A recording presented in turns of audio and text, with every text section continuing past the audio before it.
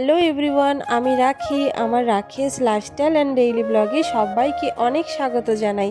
তো প্রতিদিনের মতো আজকেও একটা নতুন ব্লগ নিয়ে চলে এলাম। তো সবাই ভালোবাসা দিয়ে পাশে থেকো।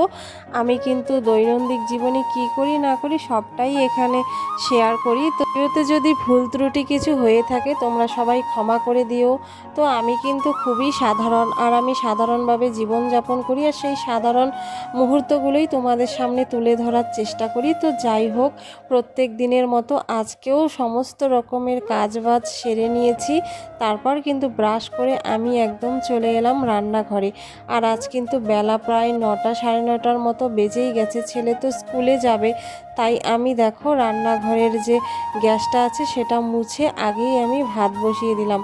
আর তরকারি করার এখন সময় নেই, কারণ ছেলের স্কুলের গাড়ি তো ওই 10টা 21 এরকম টাইমে চলেই আসে। তাই কিন্তু আমি ছেলের জন্য ঢ্যাঁড়স সেদ্ধ আর আলু সেদ্ধ করে ভাত করছি।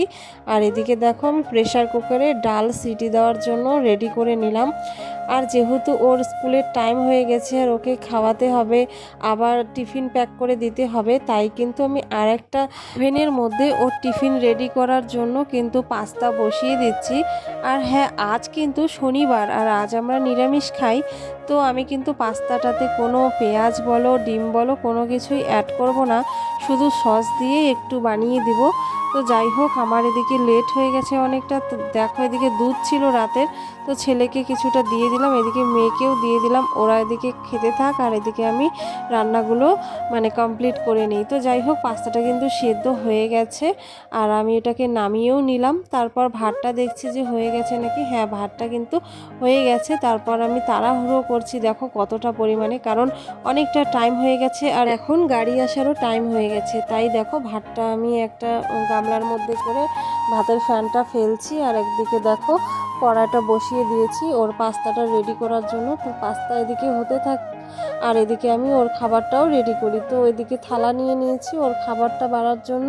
আর এদিকে দেখো সস টস যা যা দেওয়ার সব কিছুই দিয়ে আমি কিন্তু এখন ওর পাস্তাটা রেডি করছি। তো যাই হোক, একা হাতে সব কিছু সামলানো, সকালবেলা বাচ্চাগুলোকে সামলানো প্লাস ওদের খাবার দেওয়া, তারপরে সব কিছু একা হাতে, জানোই তো কতটা পরিমাণে চাপ হয়ে যায় 10টার মধ্যে। তো যাই হোক, ওদিকে কিন্তু পাস্তাটা আমার হয়ে গেছে। আর এদিকে দেখো আমি ছেলেকেও তাড়াতাড়ি করে খাইয়ে দিলাম, খাইয়ে দিয়ে এখন আমি ওর টিফিনটা রেডি করে দিয়ে দিলাম। ও কিন্তু চলে গেল স্কুলে।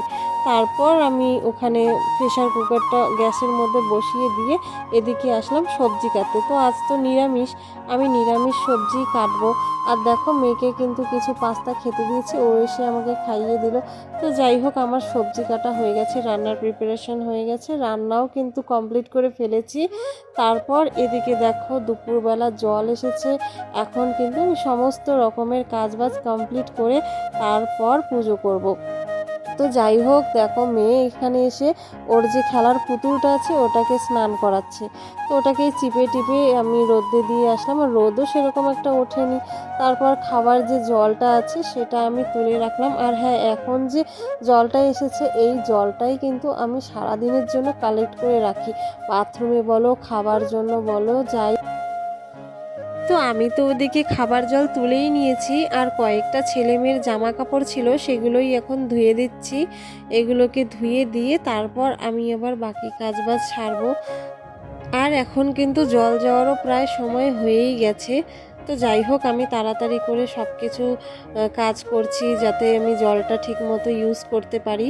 তো জামাগুলো ধোয়া হয়ে গেছে, আর আমি দেখো ওই কটা জামা আমি এখন একটু রোদে মেলছি। রোদ আর কই, এই বৃষ্টির দিন এই মেঘলা এই রোদ। তো এরকম করেই আমি জামা কাপড়গুলো ওলট পালট করে শুকোই আর কি, জানোই তো, তাছাড়া উপায় নেই বৃষ্টির দিন।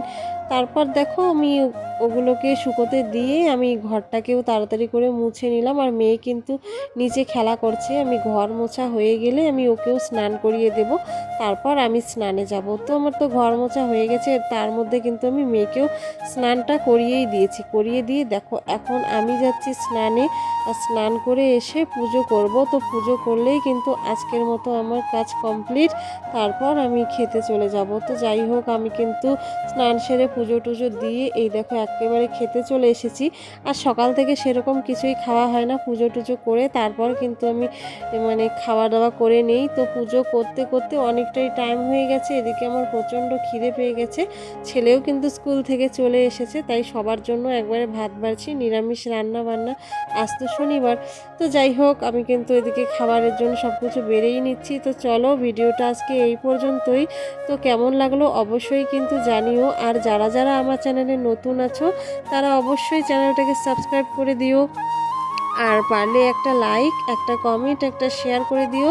আমি চেষ্টা করব তোমাদের সামনে নতুন নতুন ভালো ভালো ভিডিও নিয়ে আসার। তো তোমরা সবাই ভালোবাসা দিয়ে পাশে থেকো। দেখা হচ্ছে এর কোনো ভিডিওতে।